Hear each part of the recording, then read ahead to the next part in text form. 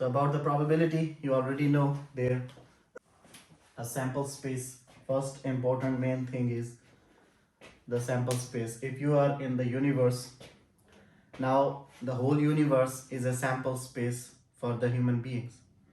And in this whole universe, whatever happens is an event. So the big set, the universe, it is the sample space, the all possible scenario, the all possible environment to occur for something, for some occurrence. And the smaller set is the event, certain kind of event. So of course E is a subset of this S. So these are the two starting points when we move into the probability, that first you have to define a certain boundary and you will say, okay, this is my sample space. And for example, in the universe, we talk about the universe, then everything naturally happening is one kind of event. A disaster, earthquake, it is an event. If you move into the class, now if I am saying that the whole classroom is a sample space, then within the class, whatever happens is individually an event. And this event, everything happening within the class, is a subset of the whole class. A student, two students fighting with each other, this is an event happened within the class. So the fight number of students fighting is a set, and this set is the subset of whole 40 students class. So everything you can relate it with the simple understanding situations. Then equally likely probability formula. Equally likely means that there is no certain condition affecting the occurrence of the process. There is no, for example, giving birth to a child is an event in a certain ecosystem. So the sample space is ecosystem, and in that ecosystem, some living being, they give birth to a child. So this is an event. Now this giving birth will be considered as equally likely if there is no external effects on the ecosystem. If the climate is smooth, if food is natural enough, if there is no virus, coronavirus, if there is nothing which is artificial or which is not the natural thing, and if there is nothing like that and there is no disturbance on the natural happening of the event, then that event is called an equally likely event and it has an equal chance. So you can say that, okay, 3 families can give birth to 1 child in 2 years. Now this is an equal happening of the event. So if S is a finite sample space in which all the outcomes are equally likely, and E is an event in the sample space, this is my sample space, this is the event, then the probability of this event according to this sample space is the number of outcomes happening in this event, number of the elements of this set, divided by the total possibilities in the sample space, means the number of the elements of the sample space. If I say A is my set, then n of A means the number of elements of this set. So if I say n of a set is the number of elements, then I can say that the probability of this event to happen is the number of elements of the event divided by total number of the elements of the sample space. So this is the formula to calculate probability if the event happening of the event is equally likely, there is no damage done by the external factors. Very famous example, you have deck of cards, you all know this game. There are 52 cards in the, when you play the deck of, when you play the cards, 2, 3, 4, 5, K and A. Now these are the poor people. They have less worth. These are the face cards. And this is a big person. So you can say this is the boss. They are the managers. And these are the staff members. And each suit contains 13 cards. These are the names in one suit. So if you have 13 in one, then 13 into 4 is the 52, is the total number of the cards. Suppose the cards are thoroughly mixed and each has equal probability. The condition of equally likely probability is implemented. Means cards are thoroughly mixed, and we are saying that that there is no repetition of cards, like there are no two cards together in the mixture. So the cards are mixed like this, first suit, second suit. So every number, they have equal likely probability of, when you pick up a card, it will have an equal probability. Is the sample space. Total number of outcomes come from total number of cards means there are 52 possibilities to pick up a card. One time, two time. For example, if the cards are here in this box and I'm trying to pick up them, then first time I have to pick one card one at a time. I cannot pick up 3-4 cards at a time. I'm putting the hand, picking up one card. Now one is picked up, total were 52, one is less, now 51. Then another one, 50, 49, 48. So 52 times I can put the hand in the box and get one card. So the total number of possibilities that I can pick up a card from the deck of the cards is 52. So this is my sample space. And the number of elements in the sample space are 52. Now, next question is, what is the event that chosen card is a black face card? Now, when you see the calligraphic appearance on the cards, I told you already, red suits are diamond and heart. Black suits are clubs and spades. So, there are two colors, red and black. In the red, you categorize them as, so these are the possibilities in terms of the colors. If there is a red color, then it will be this one, and if there is a black color, now the question is, what is the event that chosen card is a black face card? So it means he is asking that you pick up the card should be black color.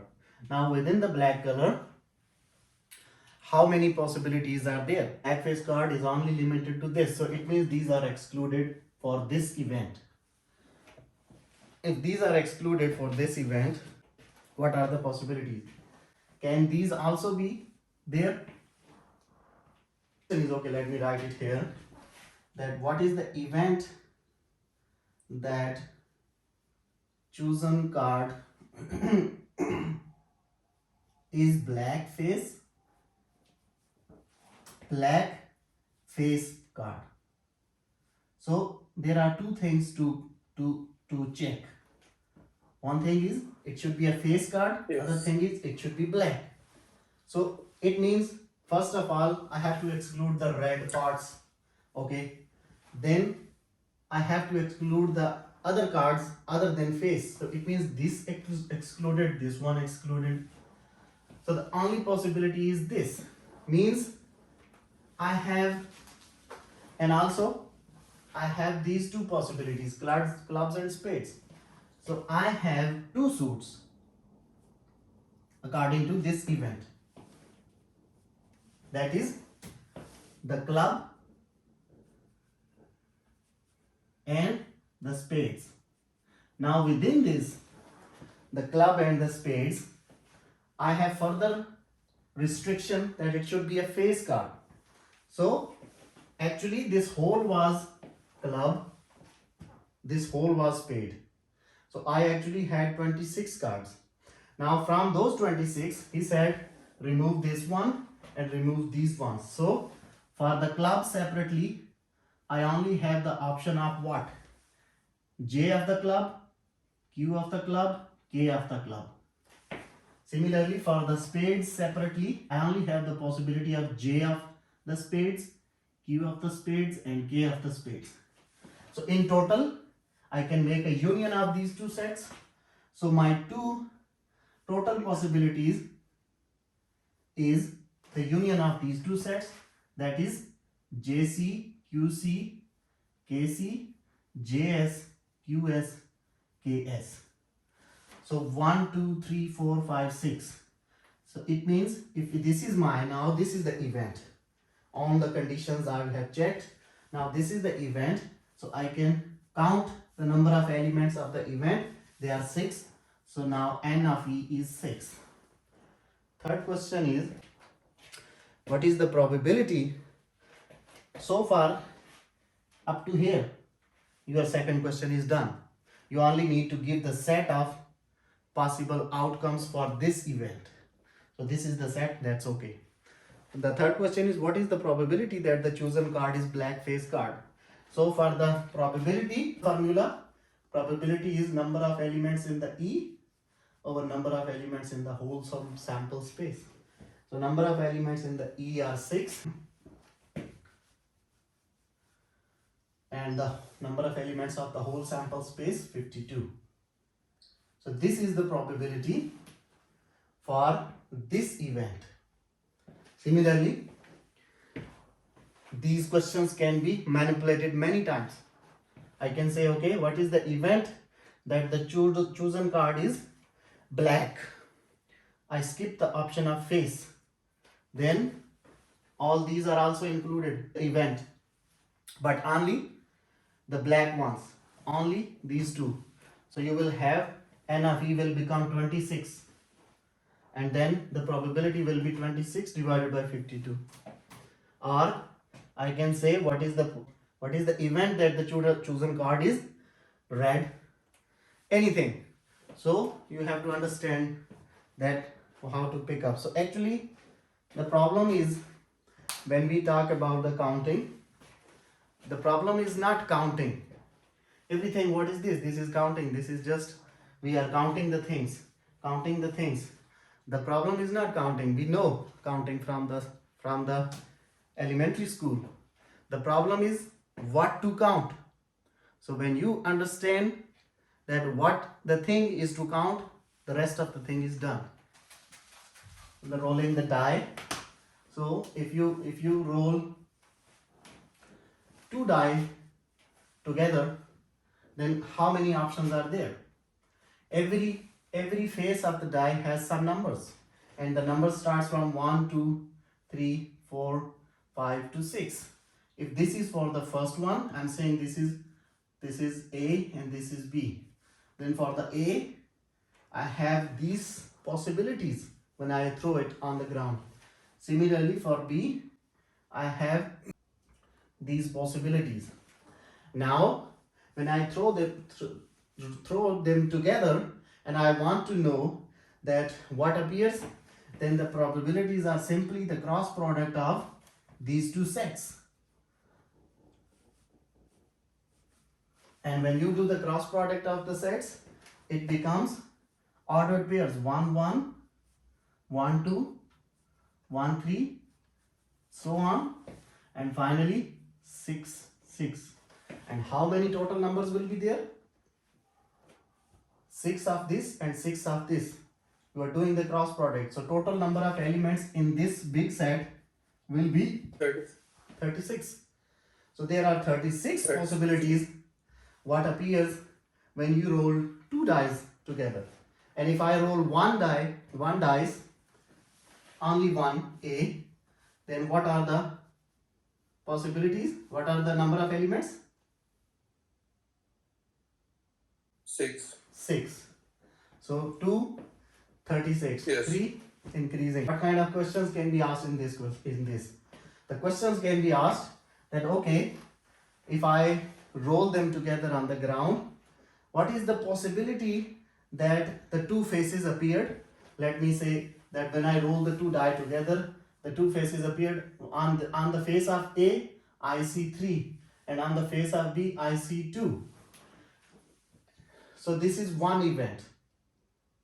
It means that the sum of these two numbers is 5. So I can ask a question that how many possibilities exist that when I sum the two numbers, number appearing on this face and the number appearing on this face, when I sum them together, I get 5. So you have to check up all the options from this set.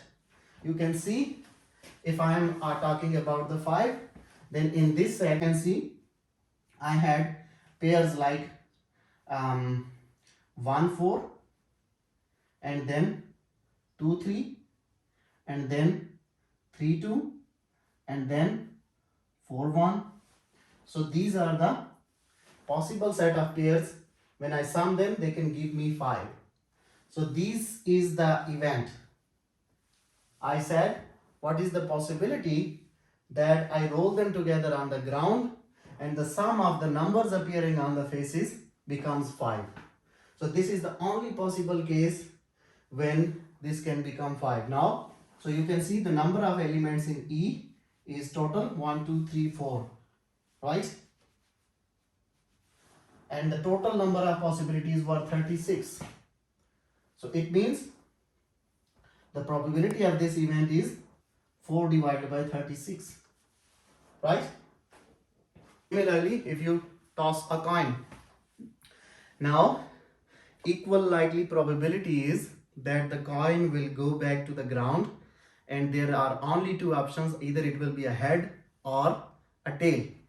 There is no possibility the coin stuck in the air.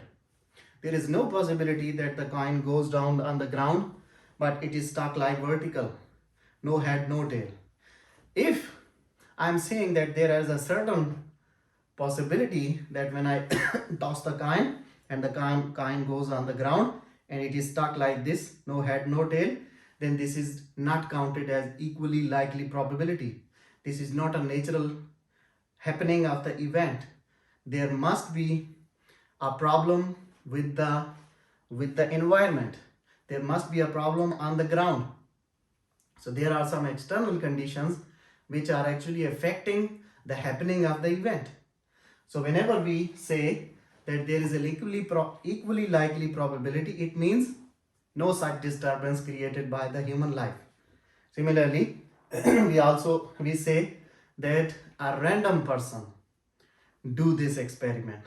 So by saying that a random person do this experiment, I simply mean that there is no rocket science involved by the person. For example, a mathematician or a physicist, they can have some kind of equations to change the natural processing of the event. So now when you do something to the natural processing, it is no more equally likely probability. So whenever you will see the question, whenever there is a question, then it is must mention there that the process should be, the happening should be equally likely in simple cases in your level of probability.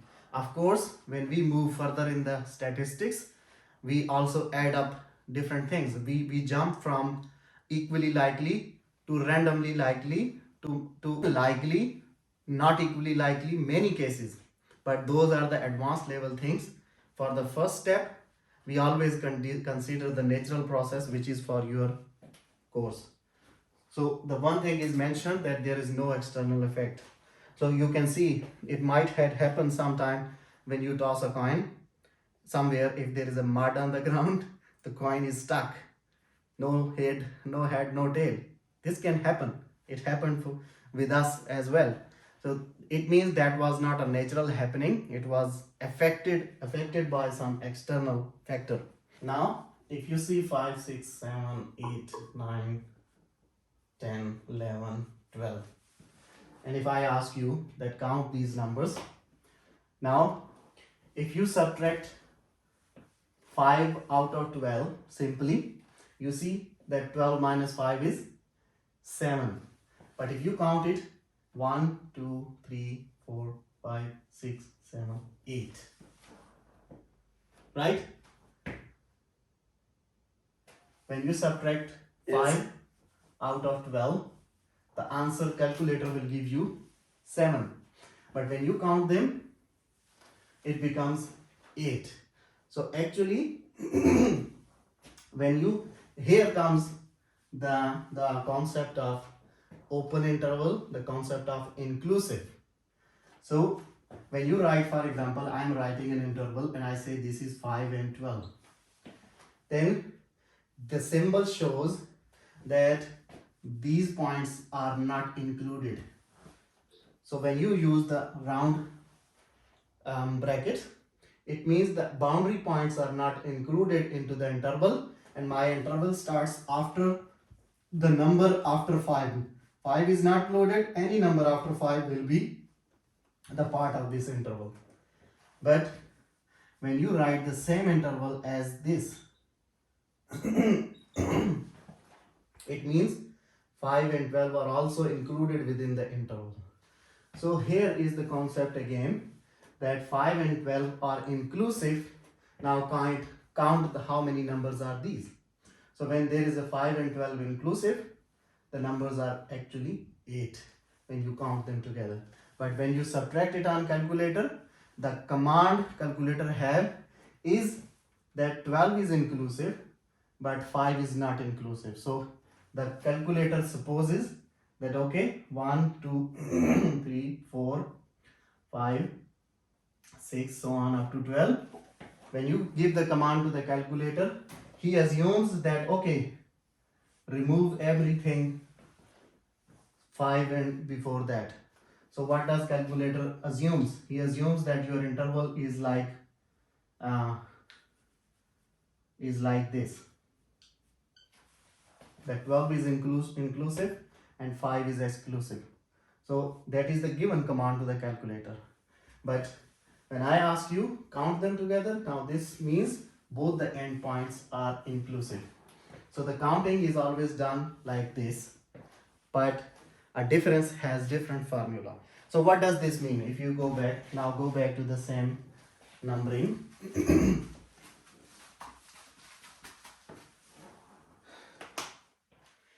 It means that for any two integers m, n, in this case, I'm saying this is the m and this is the n. These are the two integers. If m is less than or equal to n, of course, 5 is less than 12. How many integers from m to n? I'm saying that the starting number, somebody asked me that, okay, count the numbers from 5 to 12, 5 and 12 inclusive, from the concept of closed interval. And he said, count how many numbers are there.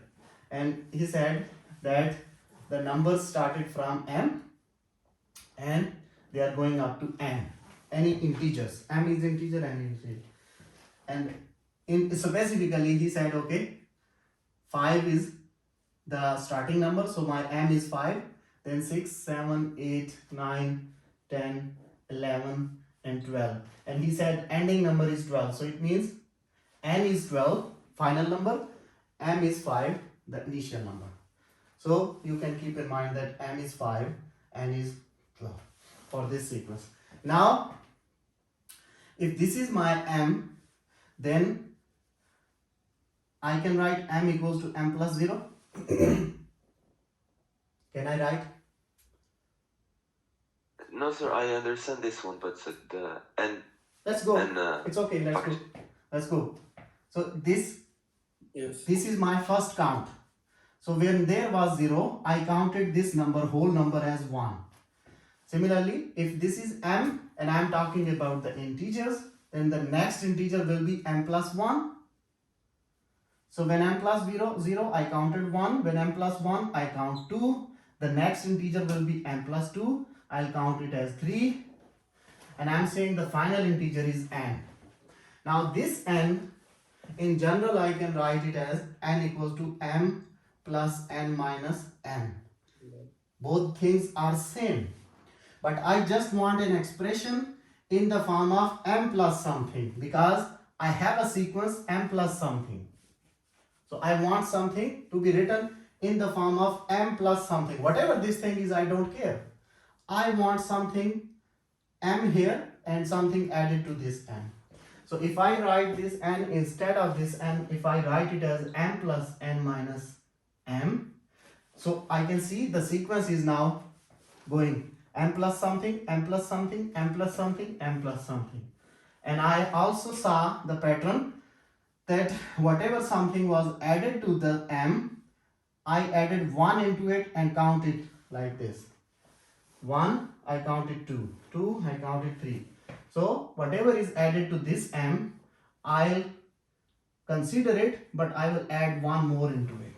So it means the final number, which was actually n, and the count of this number is n minus m plus 1. So if you are counting from m to n such that the number m is less than or equal to n, this m should be on the left of the n, then the total count is m. So this is the formula to count. Now let's suppose I ask you that count the numbers from 120 to 1100. So you can see this is my m and this is my n, and I can see m is less than n. So the condition is follow: m is 120, n is 1100.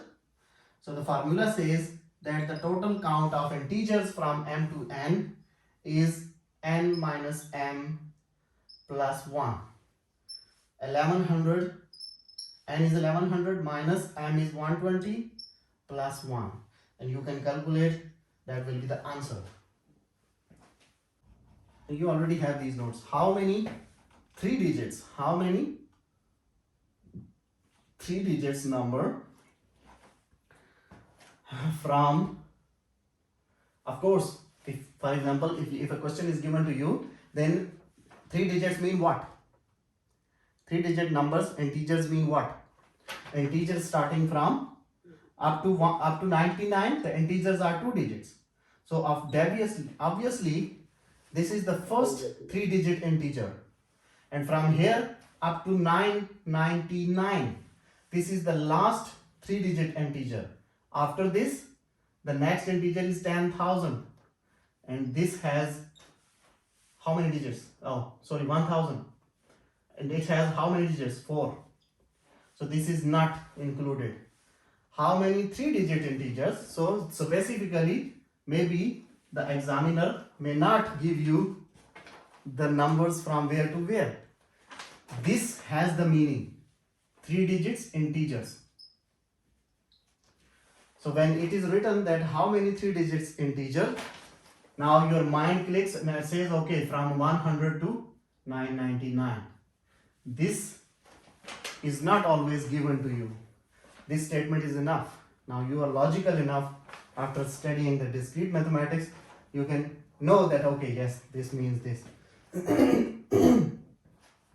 How many 3 digit integers are available that are divisible by 5?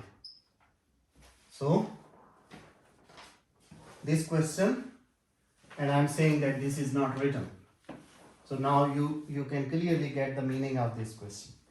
So where do you will start the count? Of course, you will start your count from 100, then 101, 102, 103, 104, 5, and so on, up to 995, 996, 997, 998, 999. This is the lowest possible number. This is the highest possible number for a 3 digit sequence of integers. Right? I'm right or wrong? Right. Good. Right. So this is the only possibility for integers to have. Now the question is that how many such integers are available which I can divide by 5. So when I say something is divisible by 5, I know from the elementary school that it should be either the last mode integer of the number should be 0, or the last most integer of the number should be 5. These are the only two possibilities that these numbers can be divisible by 5. This is the rule. Either the last digit, for example, here in this number, the last digit is 0. So it means it is good. But this is a problem, this is a problem, this is a problem, this is a problem, but this is good. Similarly, this is good. Problem, problem. So I have to go back to the number theory to check the rule. And the rule says that the numbers divisible 5 are only the two combinations. One combination, the rightmost digit is 0. Other combination, the rightmost digit is 5. So I have to separate the list of those numbers which I am interested for this event to happen. And the list of those numbers is, I can write it as, for example, this is what? This is 20.5. Right? 20 into 5 makes 100. So I can make a factor out of it. Similarly, this not divisible, not divisible, not divisible. This gives me another combination. So I can see that yes, the 5 is appearing. So this number is divisible. Then the next will be 110, next will be 115, and so on. And also this number, what is the, how can we write it? 199.5. This 995 can be written as this. And this is a problem? No, no, no, no. So what is happening? You can see that the first number starting point from 100 is 20, which is the divisor of 5. The second one is 21. The third one is 22. So I can see that the total number, this sequence is now going with the difference of 1. But the sequence starts from 20, then 21, then 22, 23, 24, and up to 199. It means the total number of those numbers which are divisible by 5 are the numbers, the count from 20 to 199. Because this sequence is consecutive.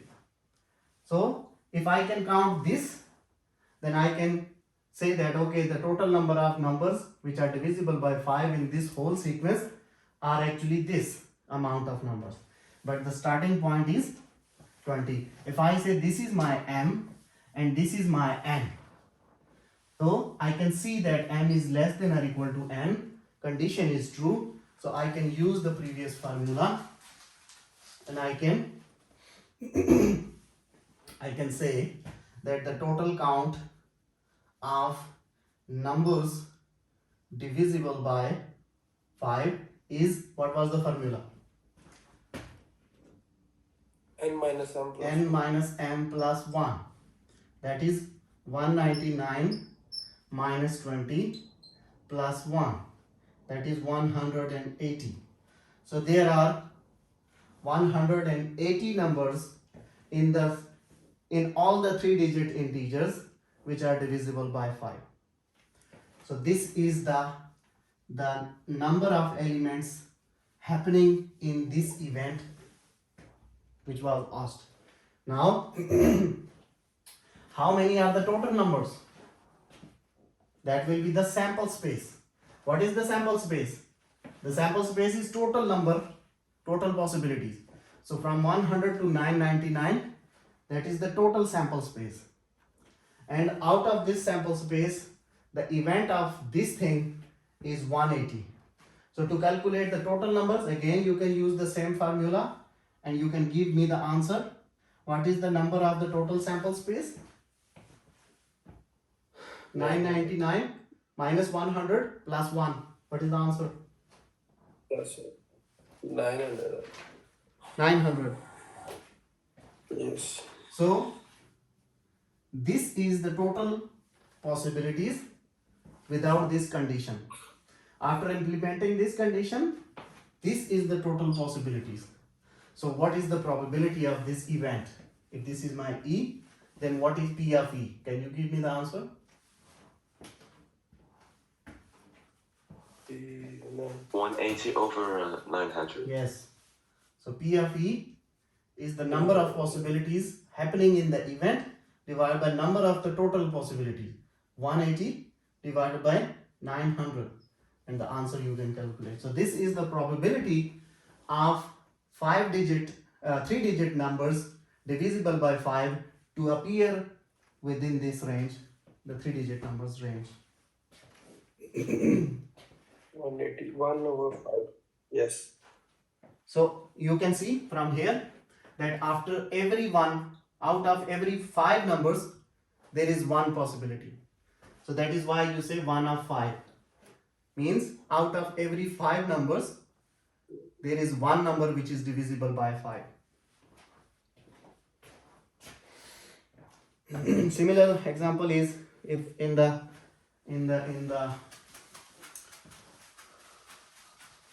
computer array,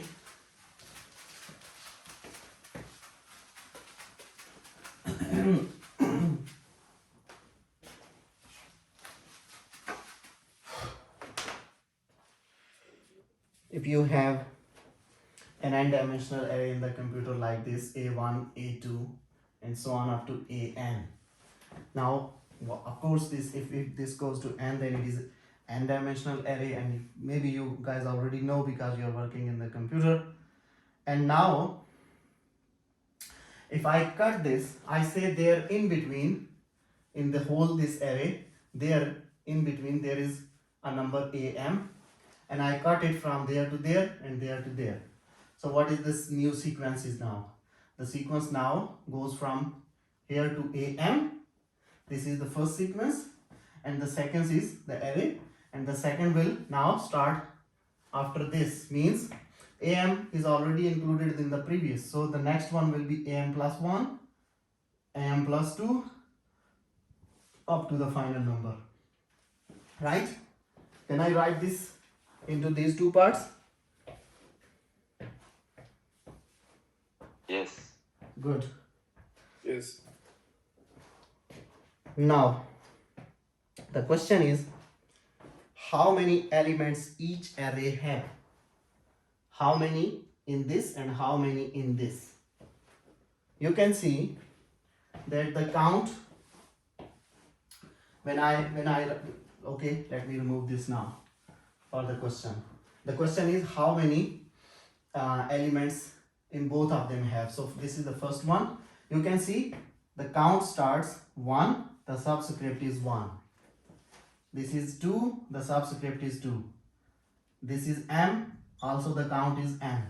So it means the m number of elements are there in this sequence. But if I apply that formula which I derived previously, can it be the same answer? From here I can see m number of elements there. Now for that formula, we said that the first number will be m. So it is 1, and the last number will be n. So it is n. So if I use that formula, the formula was n minus m plus 1, right? This was the formula. This is the formula, right? Is this the formula to count some numbers? What happened? Forget about this. Give me the formula to count the numbers from m to n. We derived 10 minutes ago. What is the formula to count the numbers from m to n if m is less than or equal to n? N minus m plus 1. N minus m plus 1. So in this formula, I need a number n and I need a number m. And I said that the very first number will be m and the very last number will be n. So very first number, I am saying this is 1. So very first number is 1. So it means from this data, now this is formula equation 1. Now from this data, m is 1. Okay. Also, I said the very last number will be n. What is the last number? The last number is actually m. And as per formula, I said this number, whatever it is, forget about M, P, Q, whatever it is, I said this number will be n according to the formula. So the last number n is actually m, right? The first number m from the formula is 1. The last number n from the formula is m. Now put these two values into this formula. So the count is n minus m plus 1. This is the formula. What is n? N equals to m. Minus what is m? M equals to 1. Plus this 1. Cancel. The answer is m. So the count of the total number of the terms from this to this is m, right?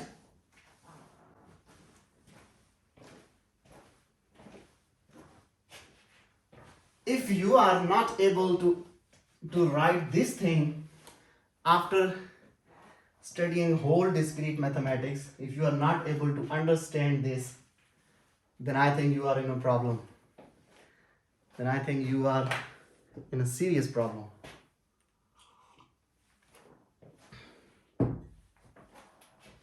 We understand. Good.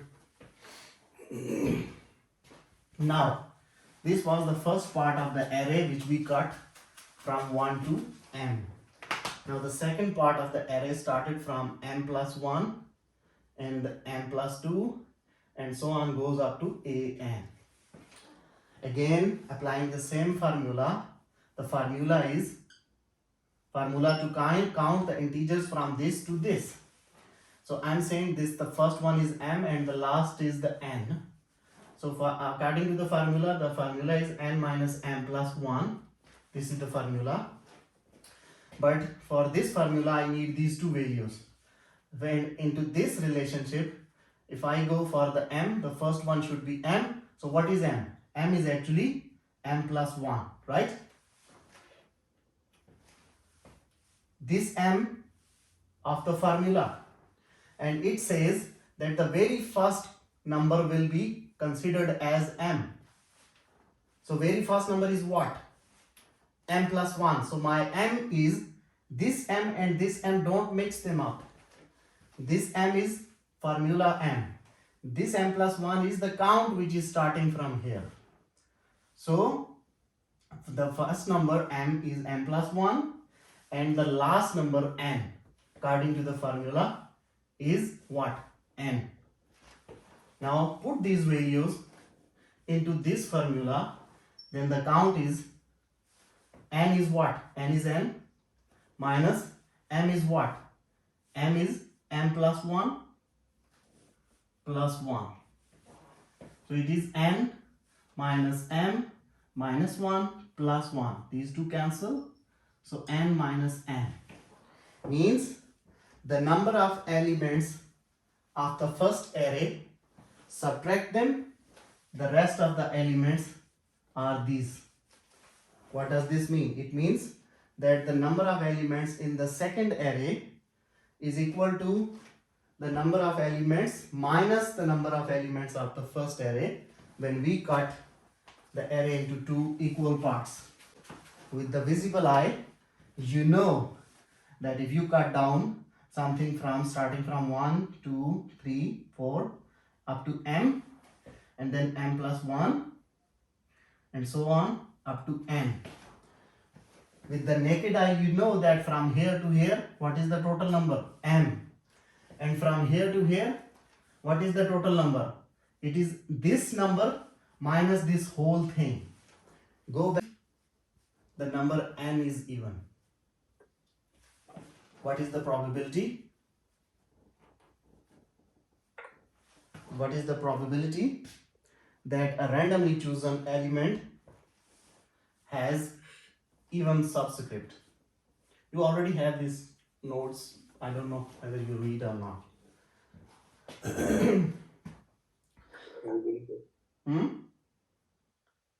We read it. I read it. Okay. Now, if I write the list of subscripts, what are these? In the same array, go from A1, A2 up to AN. I'm trying to write these numbers as here. So what are these? 1, 2, 3, 4, so on up to n. So the subscripts are these. He says, what is the probability that a randomly chosen number has even subscript if the actual number is even? If the actual number is even, what does it mean? It means I can only pick up these numbers which are even. If n is even, so I am only picking up the even number of elements. So what does it mean? It means my count starts from 1. This is the first even element. This is the second even element, and so on. So what do you see? At the second place, the number in the multiplier, which is my count. This is the first even element in the whole sequence, and the count is 1. This is the second even element, and the count is 2. What is the number? It is 4. But the count is 2. What does it mean? When the number will be n, the count will be n divided by 2. Right? Understand? Yes. We are talking about only the even n. So even n in only 2, 4, 5, 6 and so on. So my count starts, this number represents the even, the rule of even. 2 something is an even number.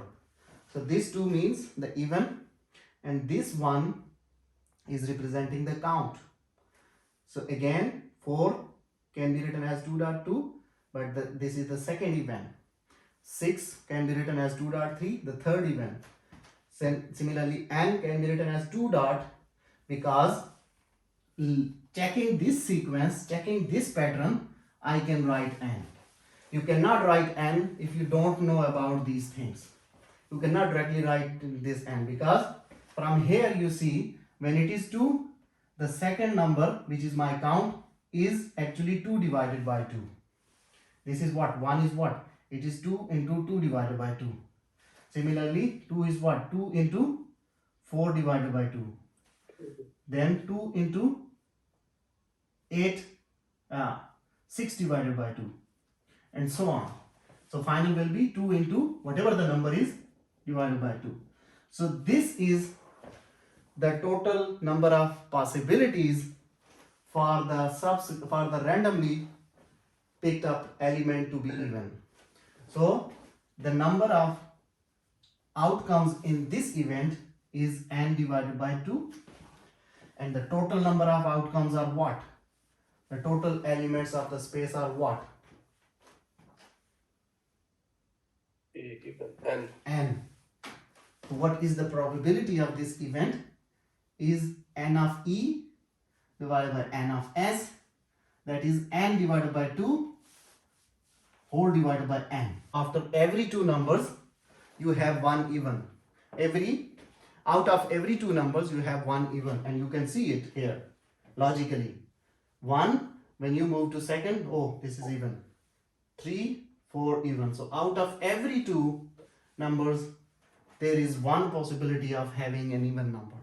That if you have two teams, team A and B, to play each other repeatedly, they are supposed to play with each other.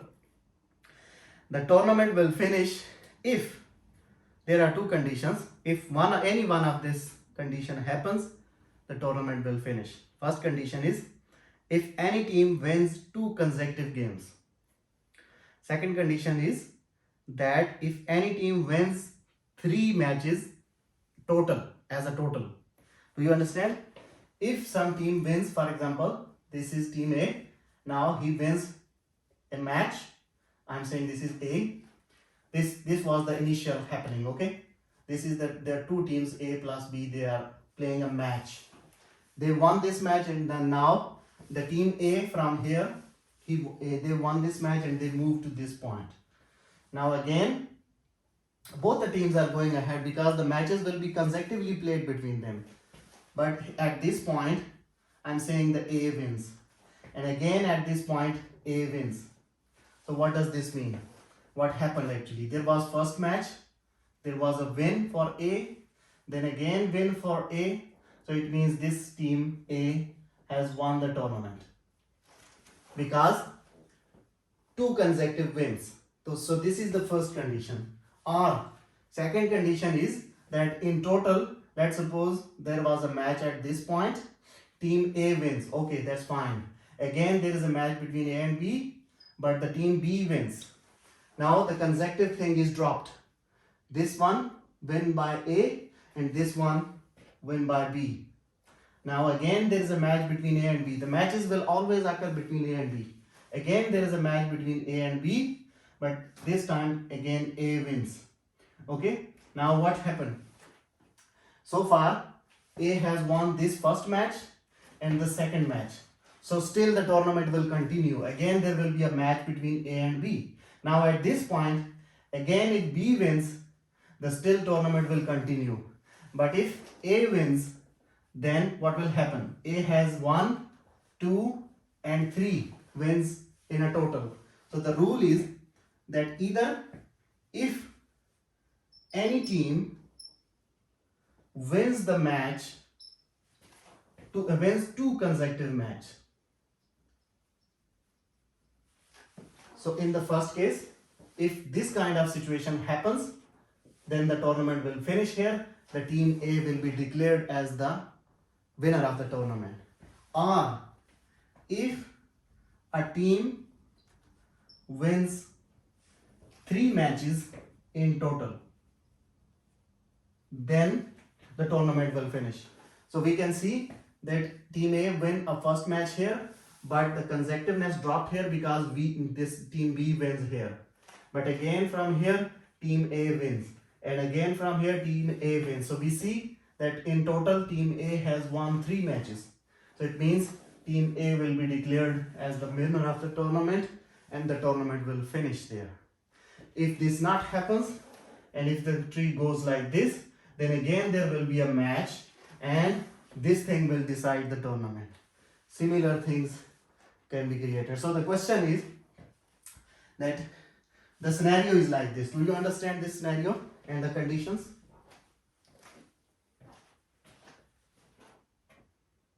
Yes, sir. Okay. Now let's go to the question. That what is the question? Okay, first draw this whole scenario. These 2 conditions you already understand. How many ways can the tournament be played? So how many ways? First we have to draw all the possibilities which will be our sample space that the tournament can be played. Suppose this is the starting point. A and B, 2 teams, they are playing a match here and team A wins, again team A wins, so A is the winner.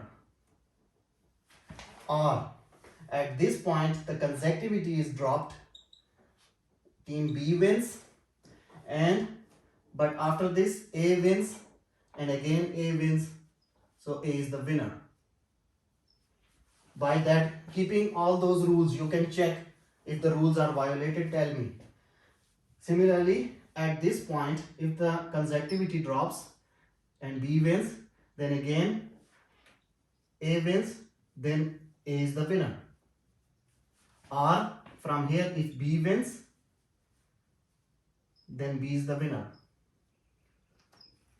Now, you see there are no further options. The tree, we cannot make any further branches from here, from this.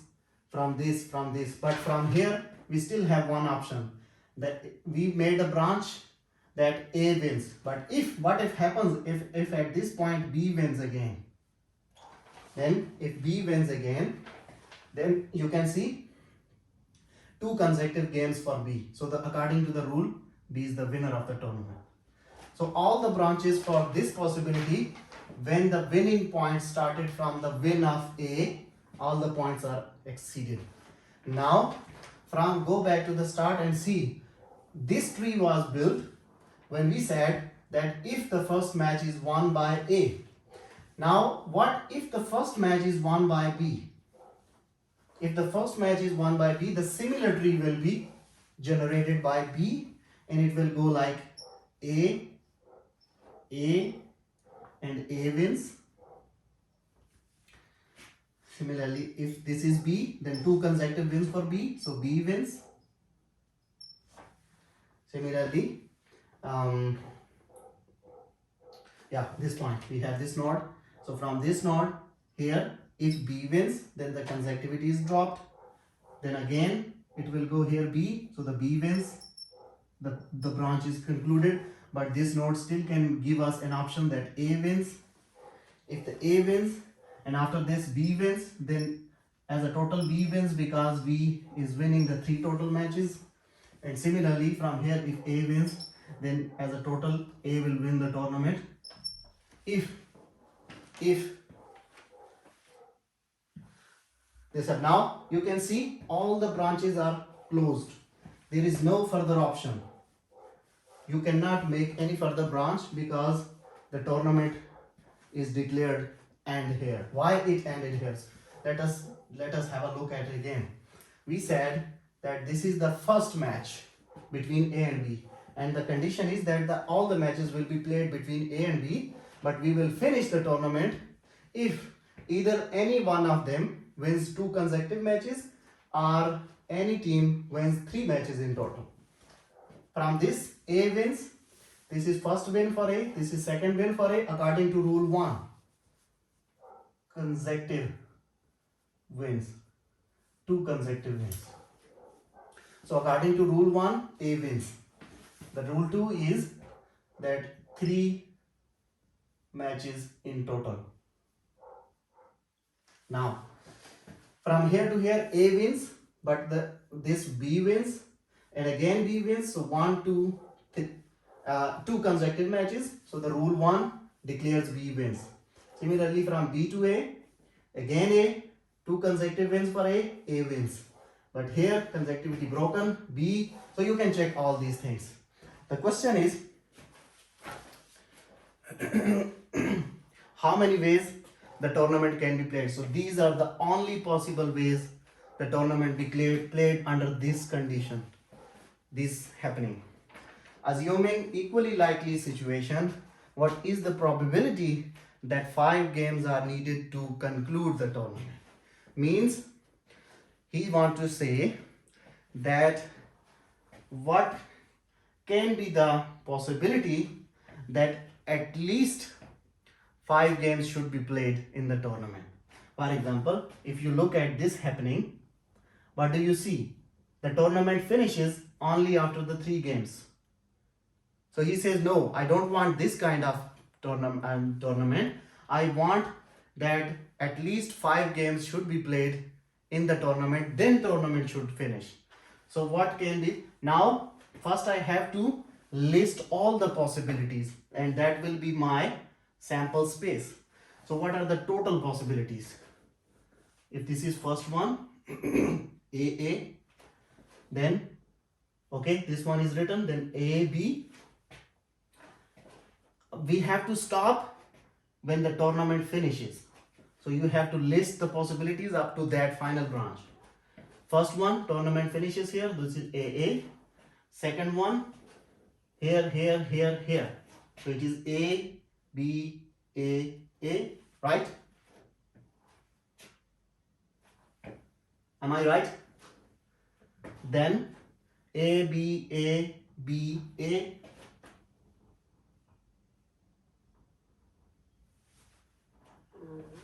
Then A, B, A, B, B.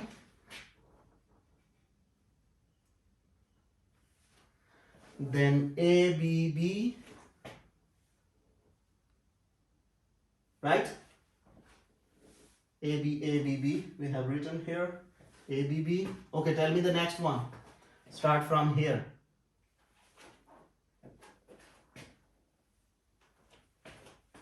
B. Okay, start from bottom to up. So the first one like this. So first one will be BB, just like AA. BB, and then this B come here and come here. BAA. You can list all these. Okay, starting from the bottom. BABB. What is the next? B A B A B. Am I right? B A B A A. Mask পরুন, স্বাস্থ্যবিধি মেনে চলুন। Good. B A B A. Right? Do we have any other option? No, sir. Are you sure? Okay. I think so. So how many D's? 1, 2, 3, Sir, 4, 5, this, 6, 7, 8, 9. We write these we write this for like how many possibilities to win the game, No. finishes the tournament. How many possibilities to conclude the tournament? We have to finish the tournament. And to conclude the tournament, we have, because if we don't fix any condition, then because the teams, this is a different tournament. In our tournament, what happens? There are 10 teams. They play with each other. The one who loses goes out, wins, goes forward. But here the rule is different. He said there are only 2 teams. They will play with each other. They will keep playing with each other if these 2 conditions are not satisfied. So if we do not fix any condition, then the team A and B have to play with each other. If there is no limit, then they will keep playing up till the end of the universe. So we have to define a condition. So we defined a certain condition that, okay, if any one of them consecutively wins 2 games, the tournament will finish, and the one who wins consecutive 2 games will be declared as the winner of the tournament. Or any team wins 3 matches in total, we will stop and the tournament will be given to that team which wins 3 matches in total.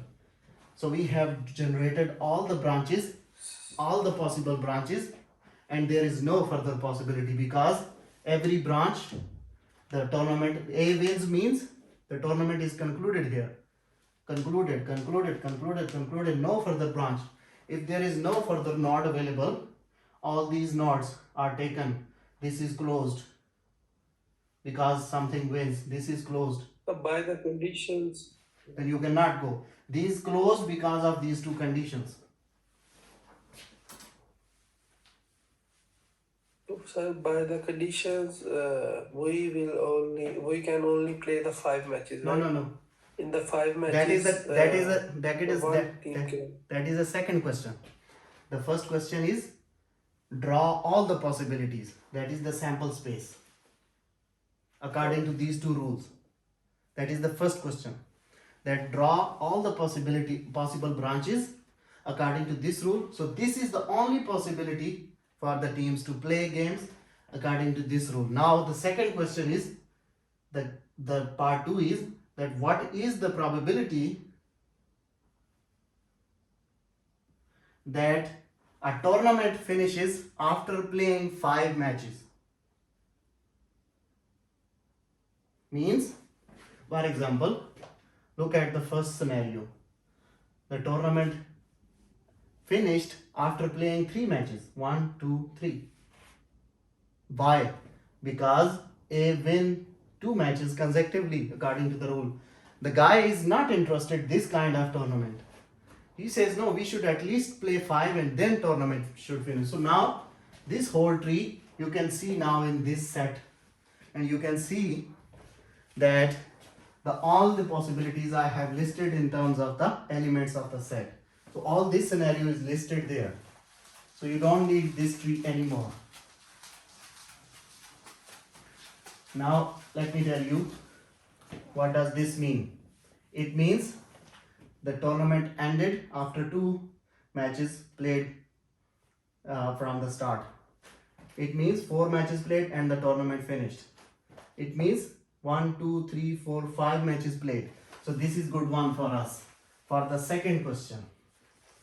So I can now make the set of E, the set of the possibilities that 5 matches should be played to end the tournament. So this is no, this is no, this is good. So the possibility for this event to happen in this whole sample space, this is first one. Then 1, 2, 3, 4, 5. This is okay. So this will I'll also pick up in here. A, B, A, B, B. No, this is no, no, no. 2, 3, 4, 5. This is okay.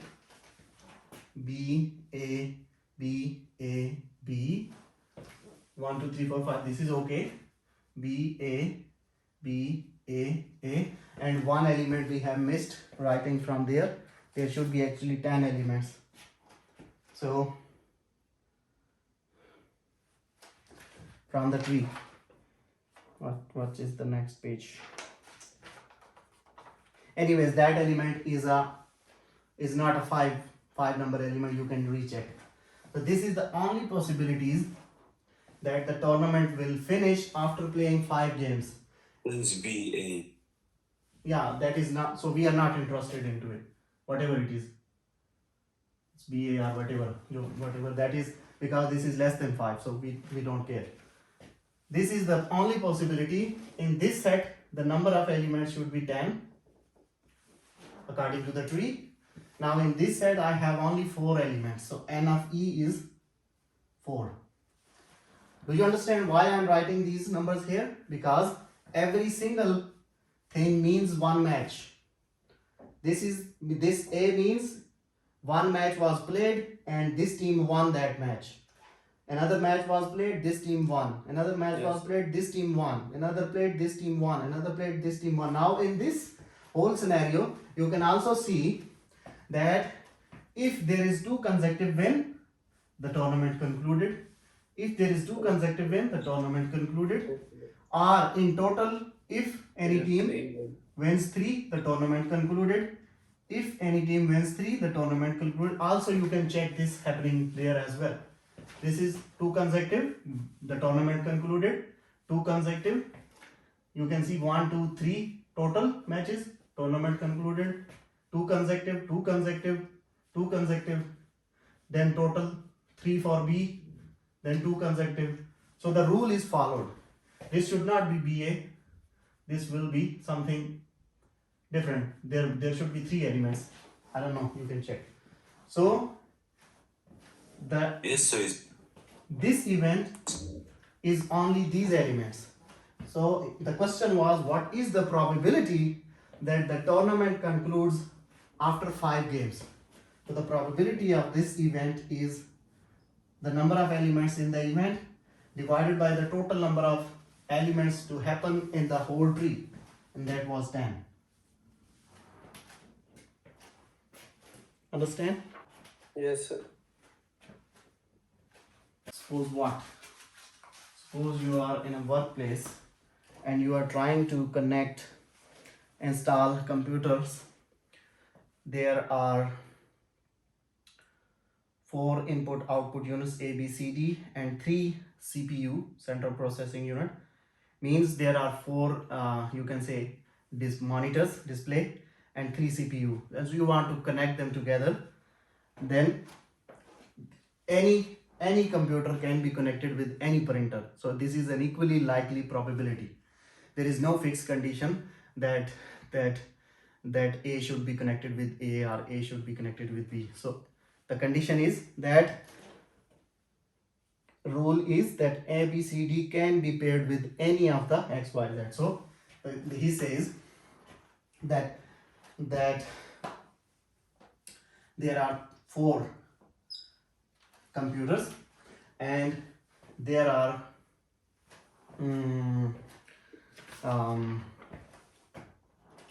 ABCD, okay, is the set of computers, and I'm saying suppose XYZ is the set of the display monitors. Now he says that A can be connected with any of these 3. Similarly, B can be connected with any of these 3. C also, D also. It means that A can be connected with XYZ. B can be connected with XYZ. C can be connected with XYZ. And D can be connected with XYZ. So what is happening? Order pairs. this It's is the like start. appears. So again, this is a tree. You can see there was a root and you started the process. You have the computers and you want to connect them, but there is a random choice that you can connect any of them. So the question is that how many possibilities are there to connect ABCD with the XYZ? ABCD are the monitors, XYZ are the CPU. So these are all the possibilities which you can have. So what is the total number of possibilities? Total outcomes or possibilities, what is it? These are 3 plus 3 plus 3 plus 3. Well, That is 4 times 3. Now 4 times 3, why I write 4 times 3?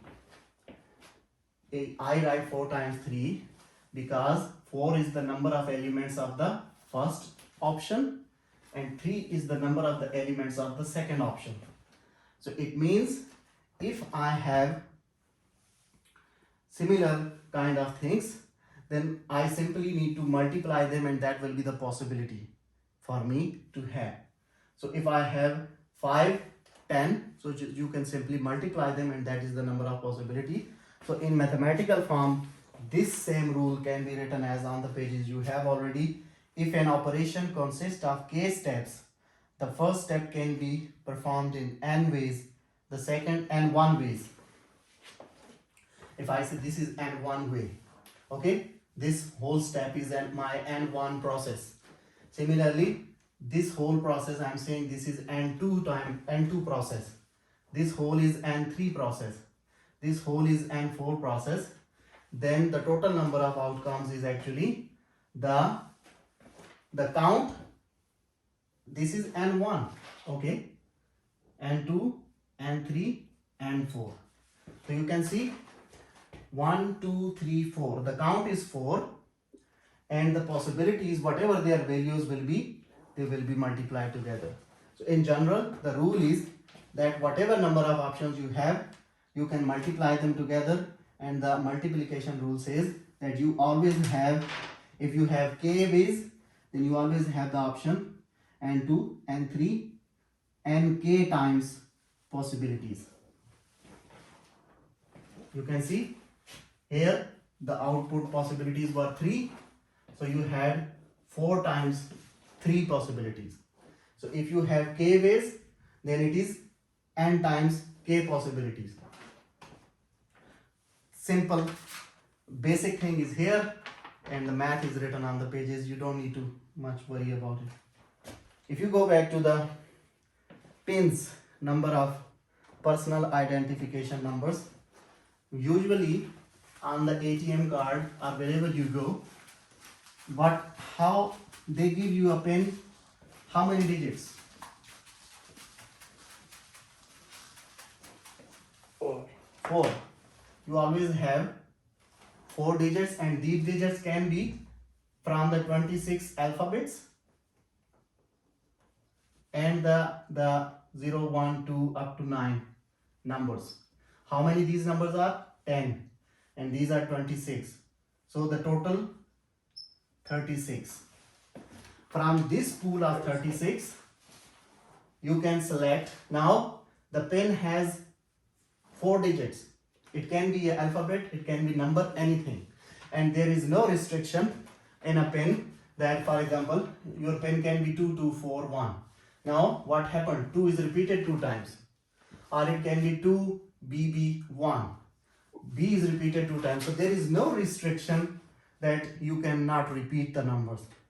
Your pen can be 4, 4, 4, 4. So no restriction on the repetition. In that case, every digit has 36 possibilities. So 36 for this, the first. Now if this is your pen is 4 digits, right?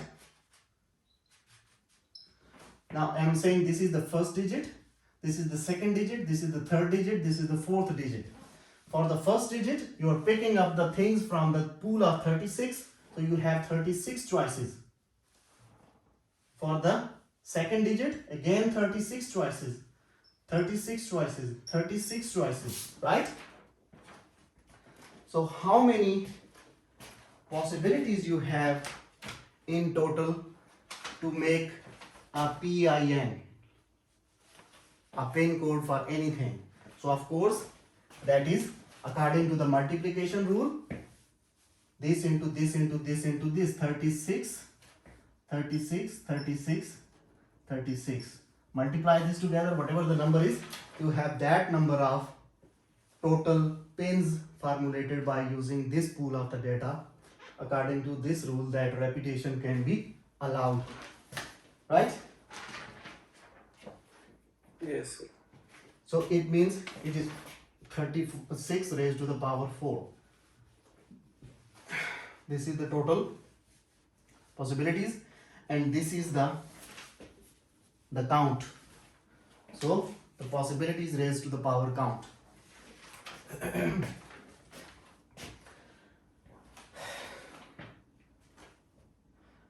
And if now this was the total possibilities, and I'm saying like what is the answer for this? Let me write n of s.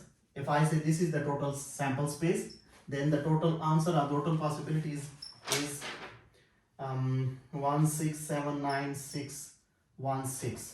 So these are the total number of pins which you can make according to the repetition rule, that you can repeat the numbers. Now the same scenario can be changed. There is another bank and they want to be more efficient, and they say that okay, don't repeat the numbers.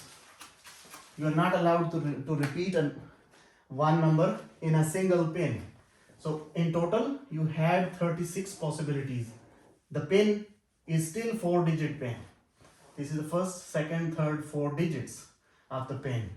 But for this, if this is the first digit, then you have 36 choices to pick up a digit. Now once you have picked up one digit, actually total 36 choices for this first digit to pick up. Once you have picked up one digit, now you are done.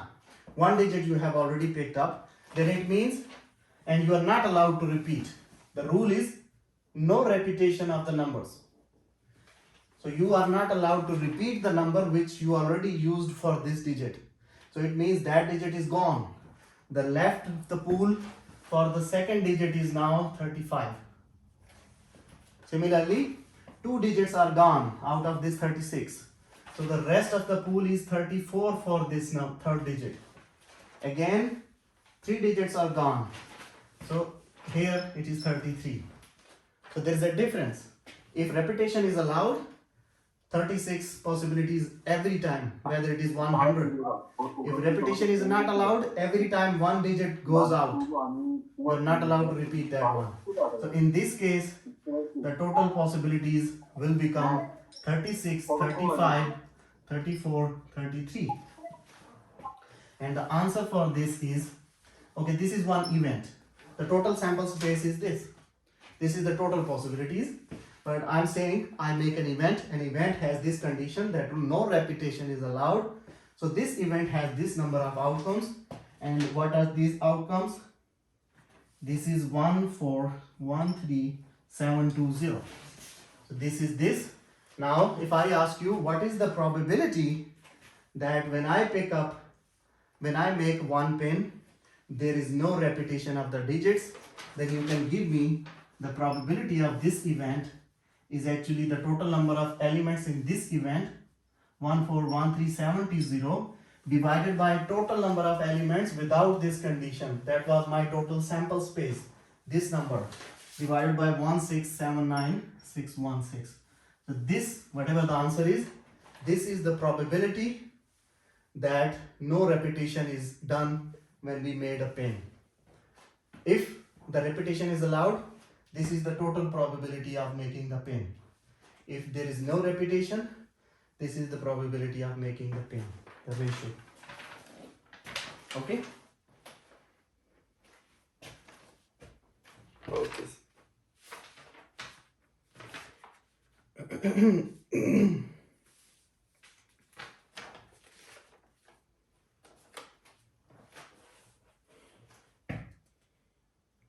Then there is a very important concept coming from these things, and that is called permutation.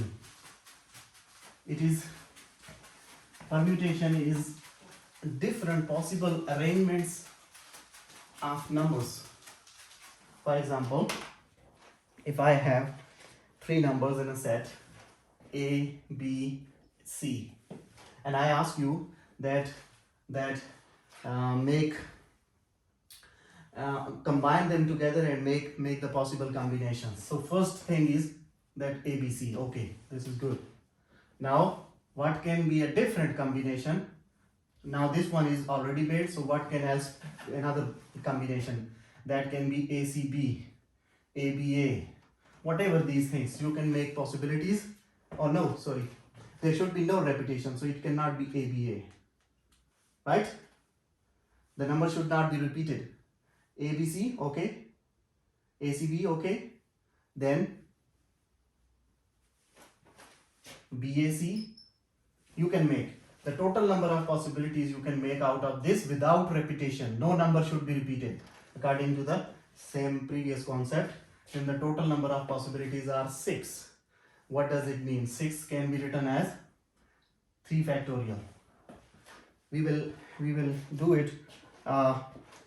Okay, let's explain how it becomes factorial. Do you understand this? Yes. This is the combination, and this concept of combination goes to the permutation. Now let us go back. If I have n number of pools, n number of elements in the pool, and I have to select them one by one, then for the first digit I have n choices, and I am saying no repetition. Repetition is not allowed. If repetition is not allowed, then one digit is gone here. Initially I had n choices, one digit is picked up, placed here, this is gone. So now I have n minus 1, this minus 1. So for the second one I have n minus 1 options. Then for the third one I have n minus 2 options. Going onward, the second last will be only 2 options, and the last one will be only 1, because every time 1 is reducing. So the last option will be only 1 will be left here, and you will pick it up here. So what is this? This is if I have n tuples, if I have n digits in a pin. We did this for 4-digit pin, and we said that the 36 were choices, and we made the combination that it was every time it was 1 less. So if I go back, if I start from 36 and go to 1, then of course it will be 35, 34, so on to 3, 2, 1. And here this pool will be exhausted. The number of options from here will be finished. So what does this mean? And according to this, we said that the rule is multiply them all together. So if I multiply them all together, first one is n into n minus 1 into n minus 2 into so on, 3, 2, 1, all multiplied together. What is this? What is this relationship? You already know from number theory. N factorial. This is n factorial. So this is the possibilities, total number of possibilities, if you have this and this condition. And this is this number of possibilities, as I told you in the case of ABC, that no repetition is allowed. You can only make without repeated. So the total number of possibilities were 6 there, because there were 3 elements.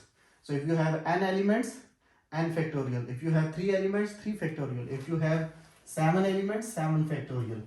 This is the total number of permutations available, arrangements available for n number of elements. Whatever the number is, just do the factorial and you can get the answer. Now that is a different thing, that how to make those arrangements. But first you need to know that how many arrangements I can make.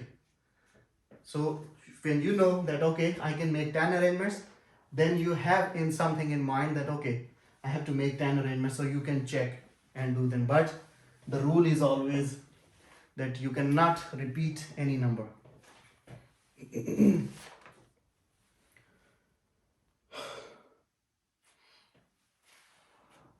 For example, if the word is computer,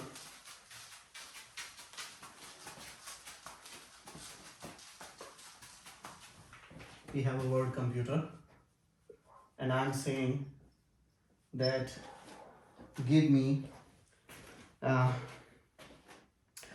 many ways this whole letter can be shuffled, how many different ways this letter can be written. So you can, first thing you have to check whether there is a repetition or not. In this letter there is no repetition, so you can count them 1 2 3 4 5 6 7 8. So your total pool of option is 8. So you have to pick up things from this 8 to make different ways. So you have first one, you have 8 possibilities, then 7, then 6, and so on up to 1. So it is actually 8 factorial. Now the question can be changed, and if I say okay, the rule is that this should be fixed. Now they are connected with a glue stick, so you are not allowed to shuffle these two numbers, but you can shuffle the rest of the numbers and consider this number as a whole. So if I say that the condition for CO is that O must always be remain in front of C. In that case, now consider this number as one number, this whole number, and the rest are 6. So now you have total 7 options. So in this case, when I fix, you have the answer will be 7 factorial. If I fix 4 numbers, the answer will become 1 and the other 4, 5 factorial. So the situations can always be changed according to the given conditions. Right? Yes. So if I ask you that, okay, the total sample space was what? Sample space, the number of elements in the sample space when there was no restriction. That is actually the sample space. And the sample space was 8 factorial.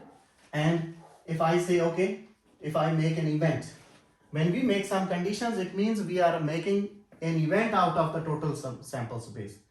This always remains a total sample space. But when we apply conditions, then it becomes an event. It no more remains the total sample space. So I said that CO should face each other, and by this condition, I said that the total number of elements in the set having this condition, if I say this is E, then the total number of elements in E are 7 factorial. So if I ask you what is the probability of this event to happen, then it is of course the total number of possibilities in the event divided by the total number of possibilities in the total sample space. Now one thing is that calculate the factorial and solve it. Other thing is that use the concept of factorial, and you can write it as E 8.7 factorial. You can cancel, so it is 1 by 8. This you can do, right? So You have done it in homework, this thing. yeah. Similarly, there is another thing, that R permutation. So the concept of choose is applied in case of R permutation. For example, if there are n total out possibilities and you are asked to find some R outcomes, then you can use the relationship of n choose R, and you know the formula of n choose R, n factorial divided by R factorial into n minus R factorial. This formula is in the case of n choose R. But here this was the formula for the n choose R, but here in the case of probability, you can see the theorem written on the page. If you have this kind of condition that R is less than or equal to n, and of course R should be greater than or equal to 1, then the probability, a little bit different from this formula, the probability of the outcome for the number of R is actually n factorial, remove this, and n minus R factorial. So this should be the answer, not this one. This is the formula for the choose. You go back n factorial, and choose things like that. But for to finding probability in a situation like this, the rule is this. Things written on the pages, a little bit examples and one proof also there. 15, 16, 17. And then some things about the set notations, disjoint sets. You know that if the intersection of two sets is 0, then it is a disjoint set, and their union can make the whole partition. Can make, you know this from the set theory. Difference rule is the, for example, if you have A has some like 5 elements, A set, and B has 3 elements, then A minus B is what? It is the elements of this minus the elements of this. You know this relationship from set theory. So the number of elements of this set A minus B are always equal to the number of elements of A minus the number of elements of B. So the number of elements in A minus B should always be 5 minus 3. A minus B should always be 2 in this set. The same concept written on the pages, read them. These things I'll just give you as fill in the blanks.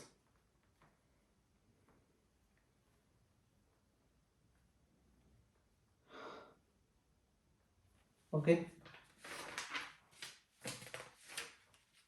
right? You want to take a break? Any question from this probability?